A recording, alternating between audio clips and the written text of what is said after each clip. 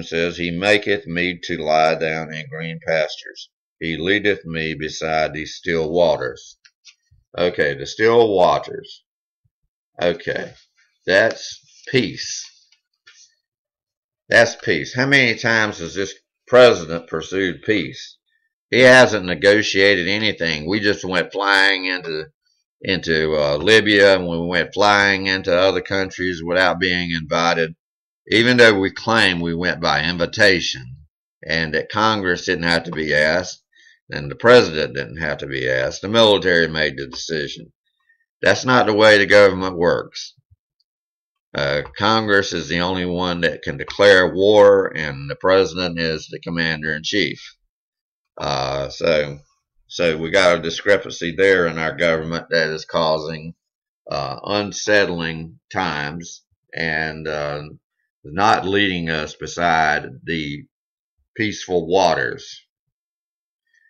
Verse 3 says, He restoreth my soul. He leadeth me in paths of righteousness for His name's sake. Okay, He restoreth my soul, and He leadeth me in the paths of righteousness. Okay, a good leader is going to lead you down the right path.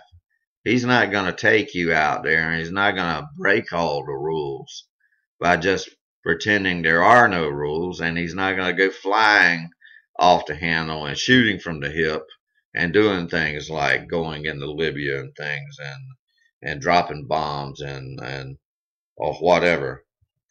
And it says, Yea, though I walk through the valley of the shadow of death, I will fear no evil. That is just how trusting the people, the sheep are of their shepherd. They trust Him to the point of, though they walk into the valley of the shadow of death, they have no fear. They have no fear. It says, For Thou art with me, and Thy staff, they comfort me. Well, the staff is the cabinet of the United States government. And do they comfort us? Are we being comforted by Eric Holder? Are we being comforted by Eric Holder giving the Mexicans guns and the drug cartel guns, and then have those same guns kill our own people? I don't think so. Verse 5 says, Thou preparest a table before me in the presence of my enemies. Well, this country has been blessed, folks. It's been blessed ever since its beginnings, and it's had divine blessings over it. But I'm afraid those divine blessings are going to be removed. The further away from God we move, the further this table is going to be removed, and the further this grace is going to be removed, this unmerited favor. And it says, Thou preparest a table before me in the presence of my enemies. Everyone in the country wants to be us. Not the country, the world. I'm sorry. And Thou anointest my head with oil, and my cup runneth over. America used to export wheat to all these countries that we have that are our so-called enemies. Even the North Koreans we're feeding right now. We're feeding their military. And yet here they are. They have the audacity to make these claims and get these missiles and prop them up and point them toward us and shake their fist at us and everything else. And yet we're feeding those people.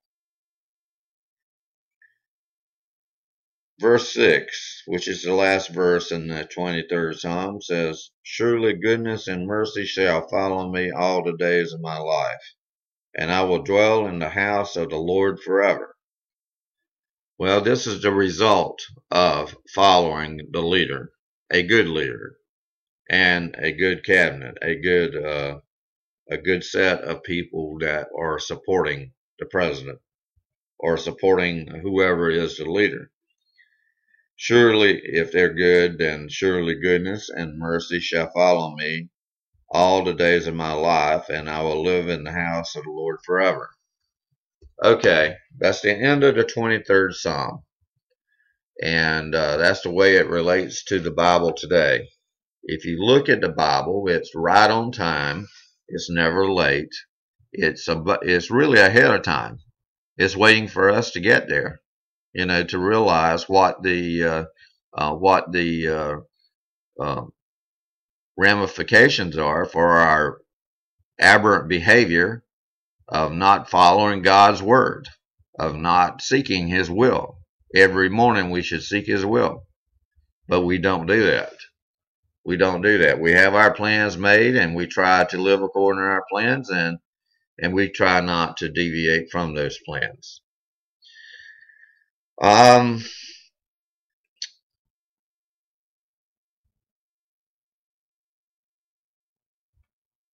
the way you gain God's favor is you do things God's way.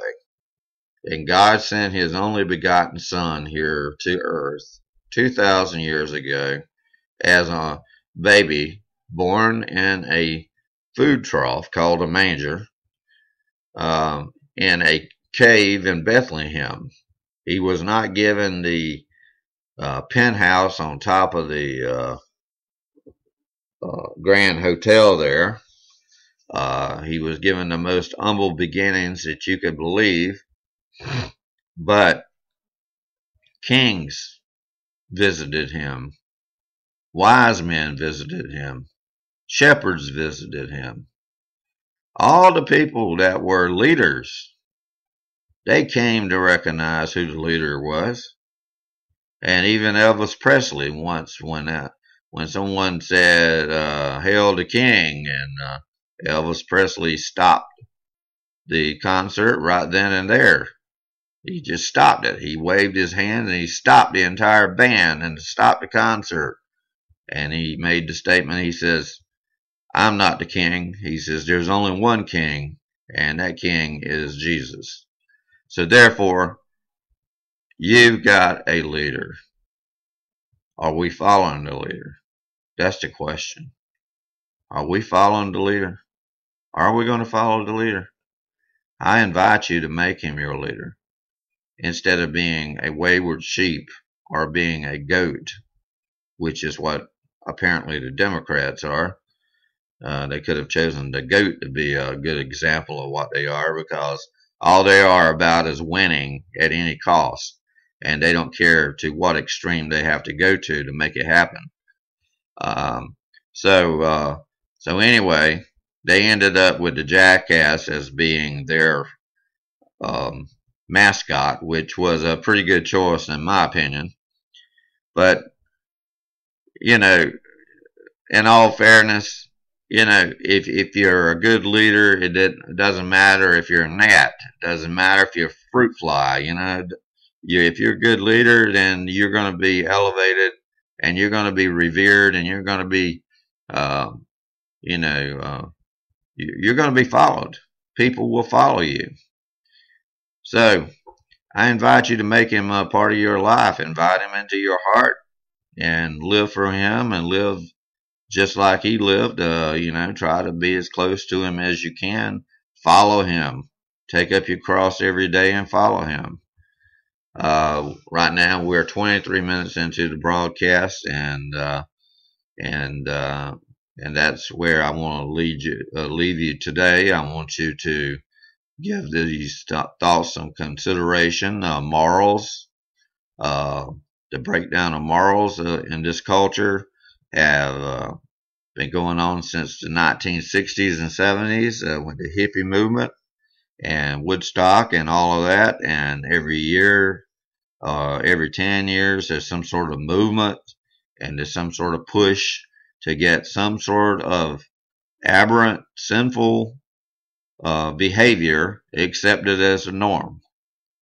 And you can ask psychiatrists, they studied it over the years, they can tell you right now that liberalism is a disease. It's a mental disease. They may even want to call it a sin, but they don't go that far. They call it a mental disease. So you don't drive a car because you got the freedom to do it. Drive it down the road without a steering wheel and brakes, So you don't have the right to do certain things to certain people, like drop bombs in front of them and expect to get off the hook. Now, there's a reaction to every action, and that's a law of nature. And people have trampled all over the Constitution. The Constitution was written with very careful thought, and the delegates they sent to the Constitutional Committee were very intelligent people, and they were very godly people. Now, there were a few of them, Benjamin Franklin included, that, didn't necessarily believe in the religious aspect of it, but whenever you think about it, Thomas Jefferson and George Washington and John Hancock and others, they were all religious people, and they all had their say in this thing. And let me tell you, we were 13 colonies against an established country that had colonies all over the world. And yet we won the war because of divine intervention. We won the war. Yes, they can be called a turning point. Yes, they can be called a definitive battle that won the war, but God was behind it. God wanted this country to exist. God wanted this country to exist because it has helped Israel and other countries out over the years. Some of the first people to show up whenever there's a natural disaster is the American Red Cross. People used to yell and scream and just shout for joy whenever they saw the Red Cross trucks arriving. We tried our best to do our best, and we tried our best to help people. And when we bomb buildings, we build them new buildings. And if that's not true, I mean, look at Germany today. I mean, Germany is one of the richest countries in the world. And we totally blew them back to the Stone Age. I mean, Japan's the same way. I mean, we obliterated them. And but we could have killed them all. But we didn't. We had mercy on them. We got the perpetrators. We got the people behind it. And we went forward with it. So if that's being good leaders. Those are good leaders. Then you have people like General MacArthur, that wanted to go further and take care of problems before they occurred. He saw where there were going to be problems with China and the other nations surrounding China, and he wanted to go in and clean up. He wanted to take care of business. But the leadership, his leader, Harry Truman, pulled him back. He pulled him back, and MacArthur followed his leader, and he did what he asked. Now, whether that was a historical mistake or not, I cannot say. There would be some people to argue both points. But, I'm not anti-Chinese, I mean, I know they're still a communist country.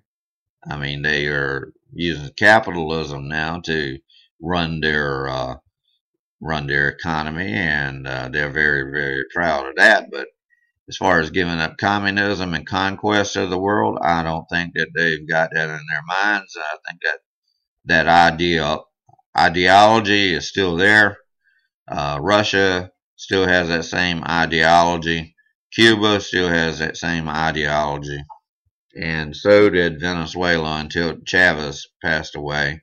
I don't know what their ideology is now, but he was aligned with them. So we got Al Qaeda, cells everywhere. We don't know where it's going to break out next. Best thing to do is to be right and be ready to meet your maker at any time, because this world is not going to continue in its current state. It is reforming. There's a new world order being made, and those orders are being carried out systematically through the banking system and through other means.